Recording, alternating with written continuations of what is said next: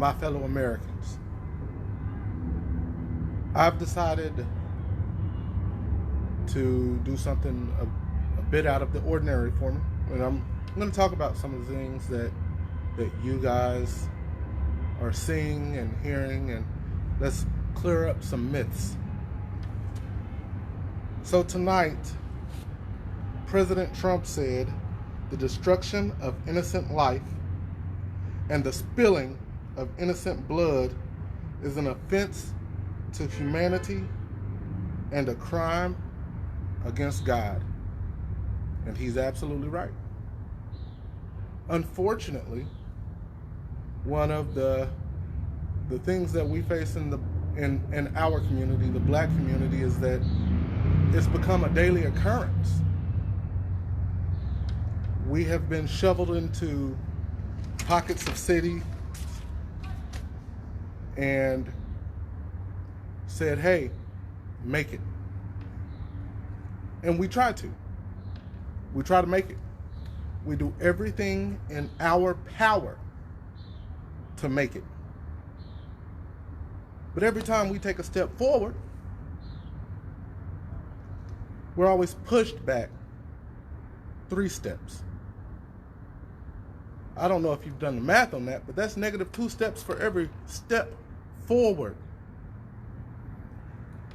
The riots, the protest, this isn't about a singular incident. It's accumulation of incidences. And quite frankly, we're tired, y'all. We're tired. We're tired. We're constantly fighting every day. Every day, we're fighting. When we get pulled over by the cops, we shake. We're nervous.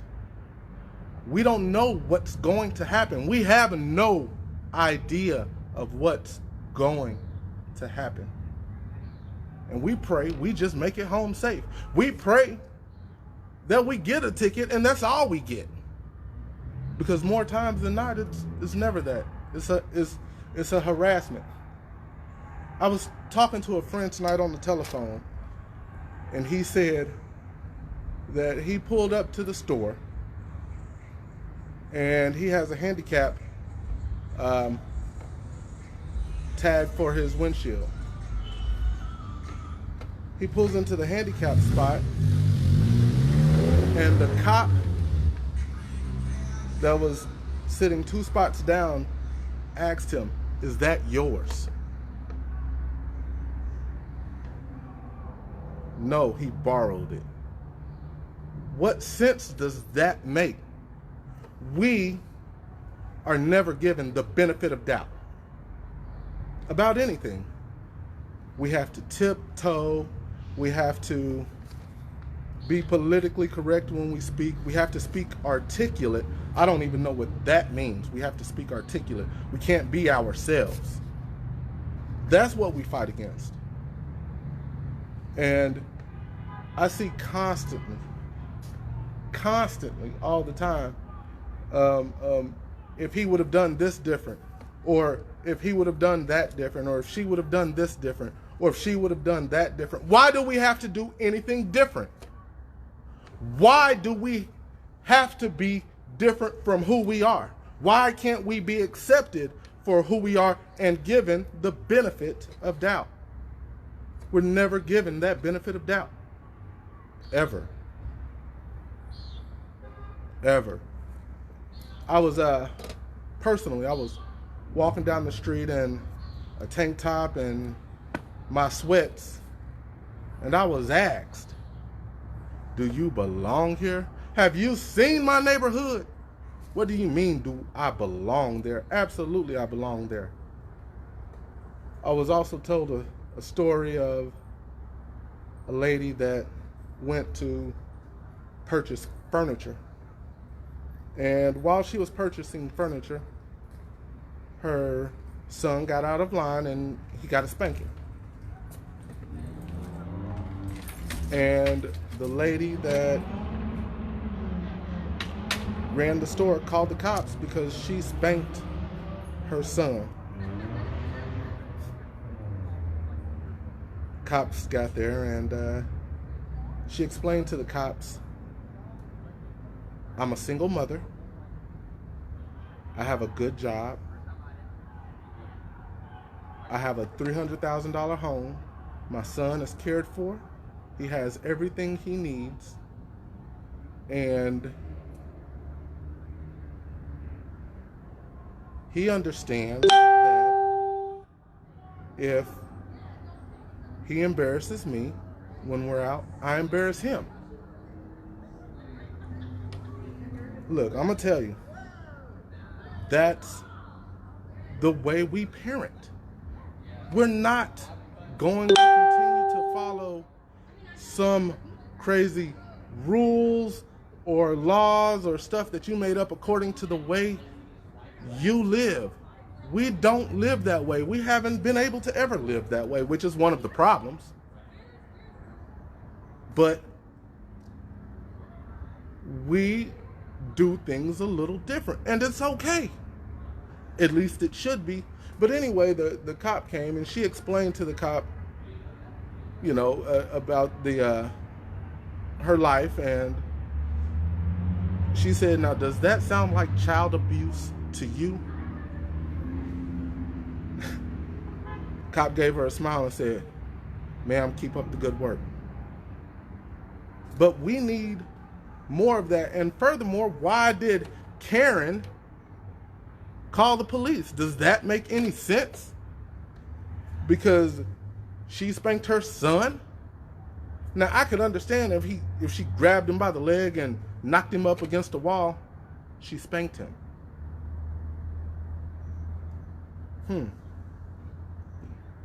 Something tells me that young man he's gonna turn out okay. I turned out okay. I got my ass whooped. Pardon my language. But I turned out okay. We're different. And just because we don't do things the way you think that they should be done doesn't mean it's being done wrong, or it's being or we're breaking some kind of law or moral code.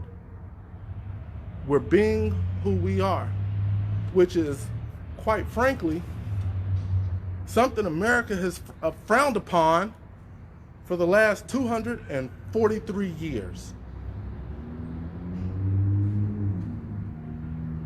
Why? Why can't you just accept us for who we are? There's no reason to be afraid. There's no reason to be nervous. You don't have to clutch your purse when you see us. We are who we are. And we're tired of tiptoeing. We're tired of following your moral code.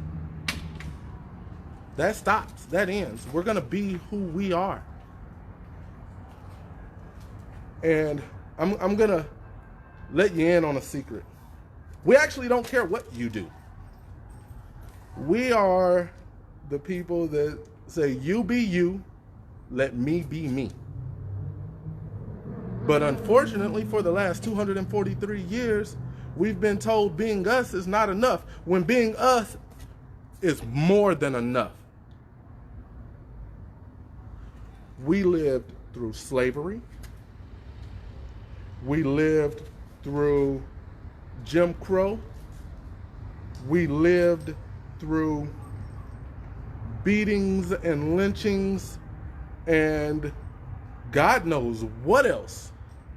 And we survived. We came out on top and survived. And you want to come at us and say, hey, don't burn this down. Why are you burning this business down? We're tired of not being able to be who we are.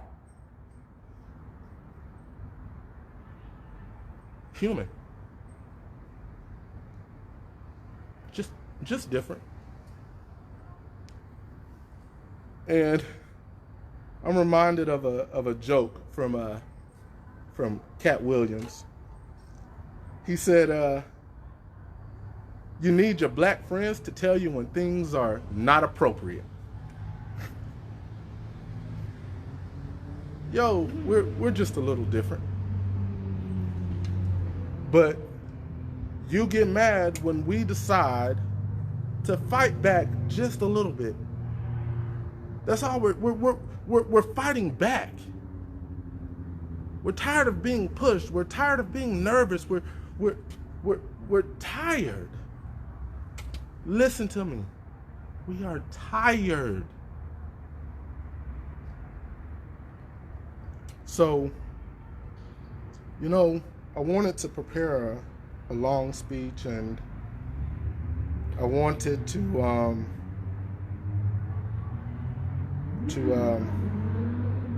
say so many different things. But the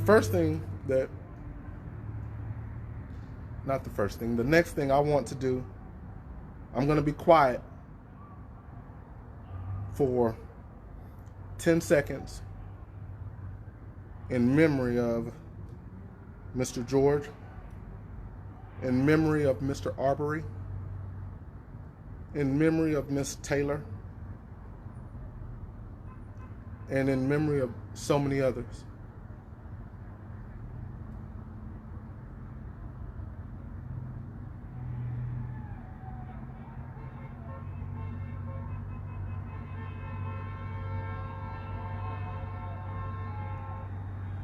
So there are horns and sirens and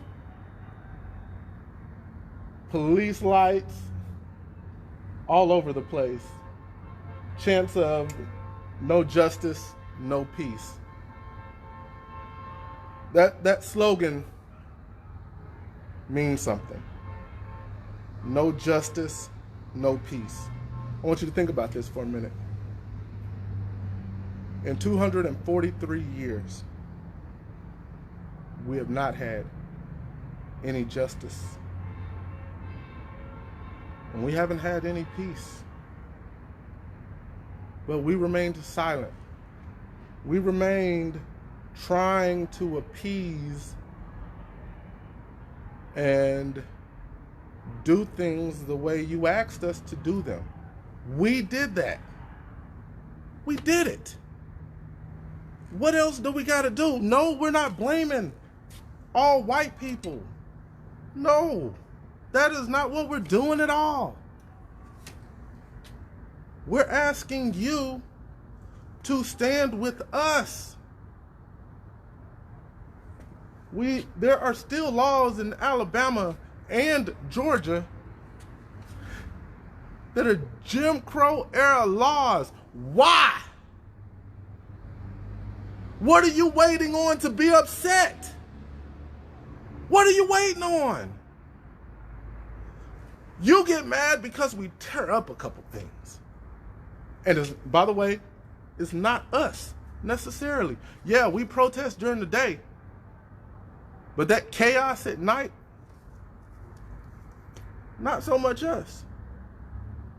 Because we know what chaos looks like. We know what it feels like. But all it takes is a few people to instigate, and all we do is get angrier and angrier and angrier. I personally have defended a comment. I don't necessarily defend the man, but I defended the comment from our president during the Charlottesville riots, protest, whatever you want to call it, when he said that there were very good people on both sides. And I'll be honest, there were fine people on both sides. But damn it, there are fine people on both sides now. But you only want to stick up for the cops. Does that make any sense? You won't say there are very fine people. There's only a few people instigating. You want to call out Antifa. Yeah, they're here. But so are white supremacist groups. I've seen them. You could call them out. It's okay. Those are the things we want to hear. We want you to call a spade, call it right down the middle. Is that hard? We can do it. You expect us to do it, but you also expect us to remain quiet. And we're not going to remain silent anymore. It's just, we're in a place to where silence has gotten us nowhere. It worked in the 50s when we got the Civil Rights Act, and you guys thought that was great. That was dandy. That was enough. We can stop there. You can vote. Everybody's equal. Equal's not so equal. And that's what we're waiting on. Waiting on equal to be equal. We don't expect anything to be handed to us. Listen to me. We don't expect anything to be handed to us. We recognize life is about struggle. We recognize life is about hard work. And we're willing to work hard and we're willing to struggle to get the opportunities that are out there for us. But every time we reach, every time it's within grasp, you say, no, no, no, no, no. And now we're saying, no, no, no, no, no. That's not acceptable. So what we want, what our expectation is to no longer be in this fight alone. And we recognize, because you told us, freedom comes at a price. It's gonna be a difficult price to pay for all of us. Us, you guys, both sides, all three sides, all four sides, it doesn't matter. Wherever you stand, it's gonna cost. And we're willing to pay those prices because for far too long, we remain silent and still pay the cost. I appreciate you guys. Y'all have a good night. God bless the United States.